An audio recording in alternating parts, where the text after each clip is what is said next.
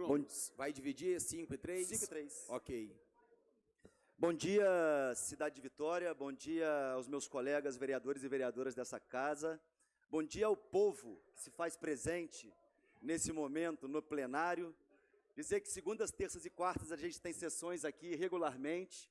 E das 9h30 ao meio-dia e meio será um prazer recebê-los por aqui, para que a gente possa efetivamente construir uma cidade de maneira coletiva, com todos participando, mas é muito legal mesmo ver o plenário bem cheio, e a gente só viu eu só tive a oportunidade de ver esse plenário tão cheio na audiência pública que a gente fez aqui sobre o esporte, que isso aqui parecia o Maracanã, com a presença do deputado Eduardo Bandeira de Mello. Vamos lá. Queria saudar o prefeito, dessa maneira saúdo todas as pessoas que aqui estão, saudar a Cris, saudando a Cris, eu saudo todas as mulheres que por aqui estão também. Dizer que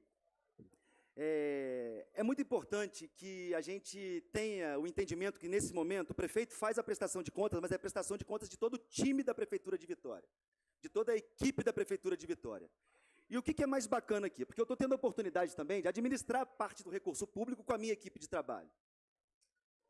Tem muito recurso público envolvido nisso. E a gente precisa ser muito responsável com o recurso público que está investido na nossa equipe de trabalho. Da mesma maneira, eu faço aqui essa relação e essa analogia à equipe da Prefeitura Municipal de Vitória e todos os seus servidores. É fundamental que se dediquem, e eu tenho certeza que o fazem, para que a gente leve dignidade à vida das pessoas e tenha um crescimento sustentável da nossa cidade. Fundamental que cada recurso público investido na gente seja colocado em prática com muito suor, muito trabalho, eu tenho certeza que vocês assim o fazem. Então, eu queria agradecer muito a cada um e a cada uma que aqui estão. Tenho um entendimento também que precisamos separar servidores efetivos, servidores comissionados e designações temporárias. Os efetivos que aqui estão, como meu parceiro, construíram essa cidade, trouxeram essa cidade até aqui, com a possibilidade hoje dos comissionados que trocam de gestão em gestão, consolidarem Vitória como o primeiro lugar na educação, como o primeiro lugar na saúde, e a gente precisa reconhecer os avanços que a gente tem na nossa capital, fruto das políticas públicas construídas nos últimos anos e fruto do trabalho árduo de servidores comissionados, de servidores com designação temporária e dos servidores efetivos desse município. E aí, prefeito, eu queria fazer um recorte do viés da minha fala. Eu tenho uma relação com o poder público por muito tempo, como um empreendedor social e como um fomentador da prática esportiva no nosso município. Bem como presidente da associação comunitária do maior bairro do estado do Espírito Santo, fazendo a gestão daquele povo, daquela gente aguerrida, com mais de 50 mil pessoas naquele território. Dessa forma, é importante separar aquele Bruno deste Bruno, vereador de Vitória, com as prerrogativas que tenho como vereador de Vitória. E eu jamais vou abrir mão dessas prerrogativas, das nossas produções legislativas, das nossas indicações, da nossa possibilidade de legislar, como muito bem trouxe o prefeito, colaborando com o executivo, quando assim tem que ser, e de fiscalizar, justamente porque com a nossa prerrogativa é assim que é separado os poderes do Brasil. Nós temos as nossas prerrogativas e nós podemos, sim, e devemos honrar o espaço que ocupamos. Dito isso, eu queria dizer para vocês que nós temos um mandato resolutivo, educativo e informativo. E aí eu estou aqui para agradecer a possibilidade que eu tive nesses primeiros, mesmo porque eu estou falando dos primeiros 100 dias, 100 e poucos dias como vereador dessa capital, agradecer a possibilidade de diálogo com todos vocês, secretários da Prefeitura Municipal de Vitória, que sempre me acolheram, que sempre procuraram resolver os problemas e que, de maneira geral, quando reconheceram as dificuldades, tiveram a hombridade de reconhecer as dificuldades e de entender que a gente precisa lutar juntos por um futuro mais digno para a nossa cidade. Dito isso, finalizando nesses meus primeiros 5 minutos, 2 falas rápidas. Quais serão os desdobramentos do seminário de obesidade infantil que eu preciso agradecer à secretária Magda, que traz para a gente, porque a gente percebeu que com um dado da educação veio um outro dado dizendo que a gente tinha diminuído na questão da obesidade infantil, e, por final, sobre a audiência pública do esporte que nós realizamos por aqui. Queria agradecer ao secretário Ronque, que esteve aqui, quando que nós conseguiríamos avançar com a construção do marco legal na nossa cidade, com a constituição de um sistema municipal do esporte, com um plano norteando nossos caminhos, com um conselho ativo, pluralizando a participação popular, e com um fundo, podendo receber recursos fundo a fundo, assim quando a Lei Geral do Esporte estiver regulamentada.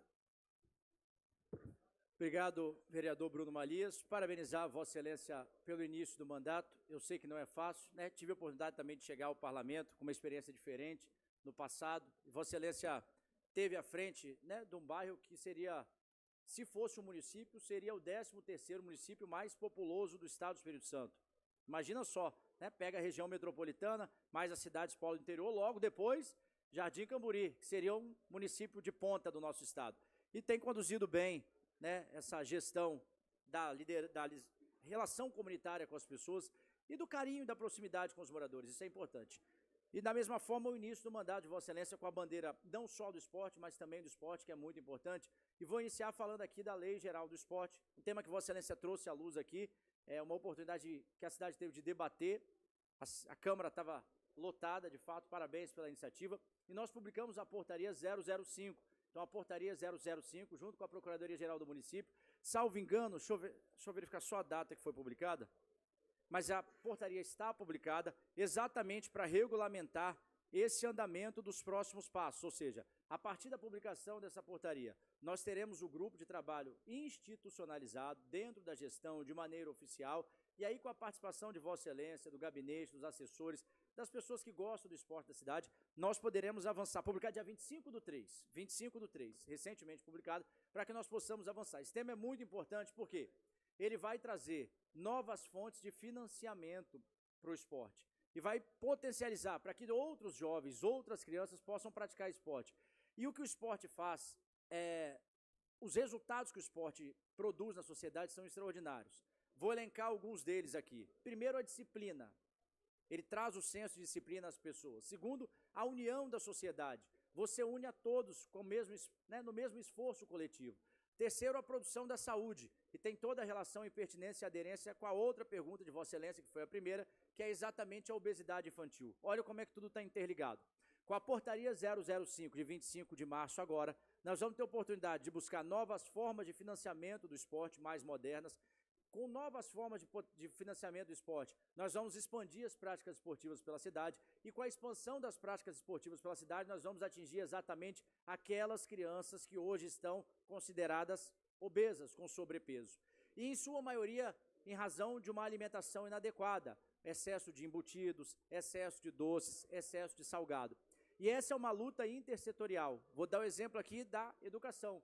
O secretário Juliano e a equipe tratam com muita responsabilidade isso nas escolas, para que os nossos 42 mil estudantes tenham educação pública de qualidade e principalmente com balanço nutricional, proteico, enfim, da forma como deve ser. Então essa é uma luta nossa, mas veja como as coisas elas estão umbilicalmente interligadas, né? Com a Lei Geral do Esporte, ou com a implementação da lei a partir da portaria 005, nós vamos poder expandir prática esportiva na cidade. Com a expansão das práticas esportivas, certamente nós vamos ter redução do número de crianças consideradas obesas ou com sobrepeso. E com isso nós produzimos saúde coletiva.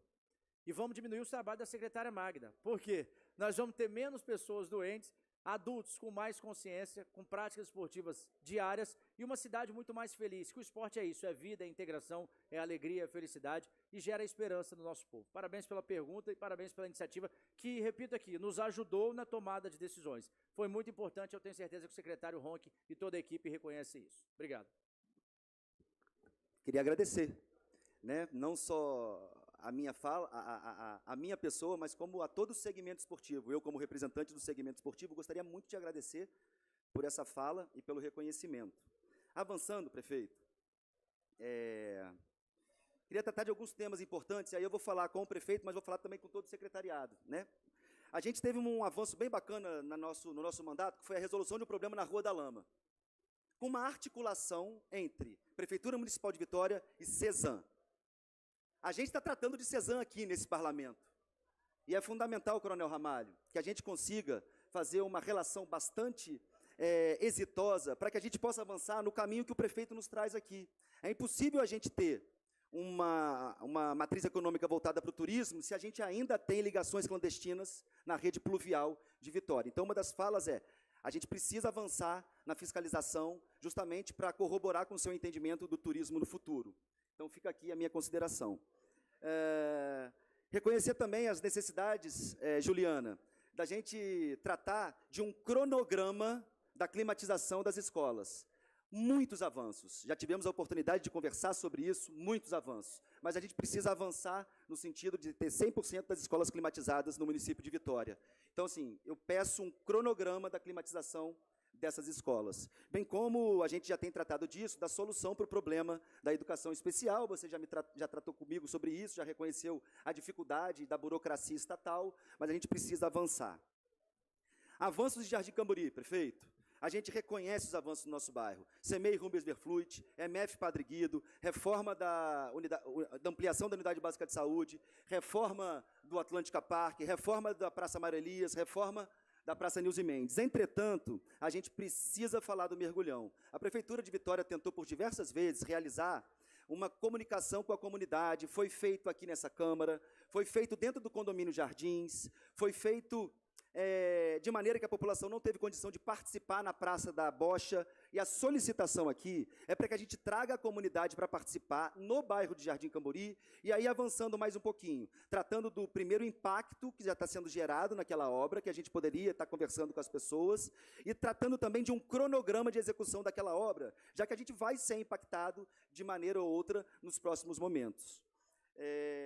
E aí, para finalizar o meu tempo, que eu tenho apenas 30 segundos, eu queria perguntar para o senhor como é que a gente está avançando na conquista do Parque para a Cidade. Trouxe para você essa possibilidade de conquistar o Parque da Cidade, ali na Norte Sul, que seria uma área para que a gente pudesse construir campos de futebol, um espaço para caminhadas, um parque para a cidade, não só para a cidade, mas como para todo o estado do Espírito Santo, com campos de futebol, enfim, com áreas para a prática do lazer. A gente consegue avançar nessa discussão com o Ministério de Portos e Aeroportos, com a própria Zurich. Como é que a gente faz para avançar nesse ponto que eu tenho certeza que é muito importante para toda a comunidade e para a cidade de Vitória?